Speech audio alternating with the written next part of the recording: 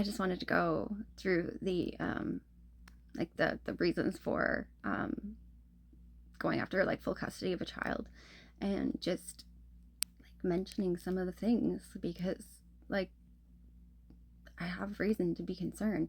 So, child abuse or neglect. If one parent is physically or sexually abusing the child or neglecting their basic needs like food, clothing, or medical care, um, that's he hasn't been around them enough to have done anything to them, but and there is like a history of it in his family. Um, I wanted I needed people to know, like, if I was expected to hand my daughter over to them without like him admitting like what had happened, like I couldn't send her over there with that person. Like that wasn't gonna happen. So like I made the decision to tell his mom, and it killed me to tell his mom. I felt like I was like betraying him in the worst way, but I had to put my daughter first. Like that was what it was. It was like she came first over him. Like I don't care how mad he got. Like it needed to happen. There's substance abuse. That's when I met him. He had a DUI. Like I helped him like pay off his fine and do the breathalyzer, and like yeah, he's an alcohol problem. He always has, but he seems to think that he can drink like normal people. He cannot. It needs to just not happen at all. Like it's not worth it for him at all. Like it just gets his mind racing, and then he just gets stupid.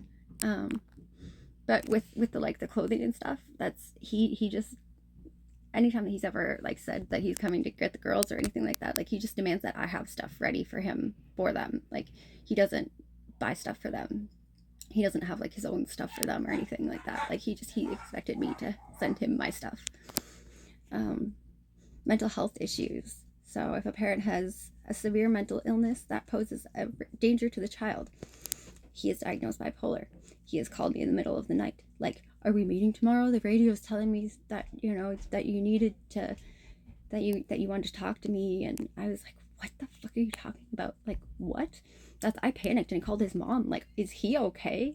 And she was just like, yeah, he's fine. Like, so I'm like, I don't know about that.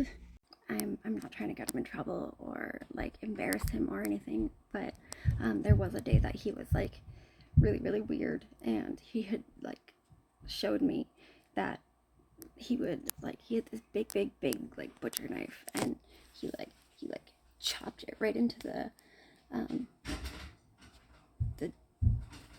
countertop. He had it like stuck right in the countertop, and he said that he would just like chop off his hand and then just go hop in the bathtub, and like I believed him. Domestic violence. If there is a history of domestic violence within the household that directly affects the child, and he can deny it all he wants. I have hit him.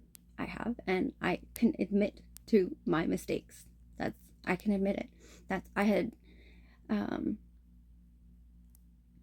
there's a few times that we have gotten into physical altercations, but there were times that I didn't fight back at all. Like, and I just got hurt. Like, so like it wasn't always like a physical fight. Like there was a time that he like picked me up by my ponytail off the ground. Like it's not fun things to talk about. I'm worried that I'm making myself sound a lot more violent than I actually am, because of like just the stuff with my aunt and my cousin. I've never been in a fight. Like I've never like hurt anybody. I've never had like I'd never had the cops called on me before, like being in a relationship with him. There was one time that we were fighting over my phone, and like my phone bashed me in the lip and cut my lip. Like that I don't count that as like physical. Like that was an accident. Like abandonment. So when one parent has left the child without any attempt to maintain contact or provide for their needs, he had so when he took the money and fucked off with it, like there was months that he went, I thought that we were good. Like I thought that I got to live my life. Like he couldn't let that happen though.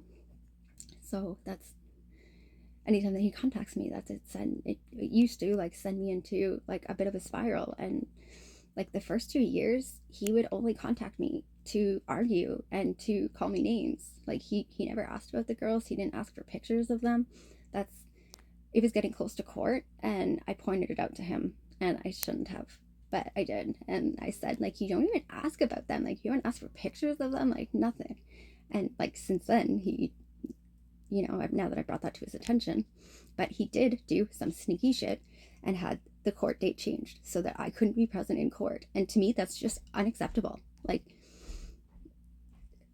he feels so entitled to the girls, but like you lied in order to get that court order. Like you made sure that I wasn't there and like completely screwed me over. So I don't know. I haven't like I want to get rid of the court order, but I also don't want to stir the pot, because right now, like, it's just me and the girls. So like for me to bring this up and bring it to people's attention, like I don't want it to be brought to people's attention, because like I don't like dealing with the cops. Like it's just, it sucks. It's just a shitty situation, and I really wish that he would just let me live my life. I could probably go through our text messages and find where he texts me to let me know that he had his number changed because of me. Yeah, I think it was just so he could tell people that he had to change his number because of me. He didn't have to. I wasn't even trying to contact him. It was weird and out of nowhere.